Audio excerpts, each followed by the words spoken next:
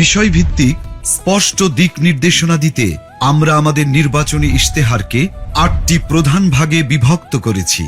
প্রতিটি ভাগ তৈরি করা হয়েছে দেশের বাস্তবতা, জনগণের চাহিদা এবং আগামীর সম্ভাবনাকে সামনে রেখে। এই ৮টি ভাগ হল: ১. জুলাই বিপ্লবের আকাঙ্ক্ষায় একটি বৈষম্যহীন, শক্তিশালী ও মানবিক বাংলাদেশ। ২.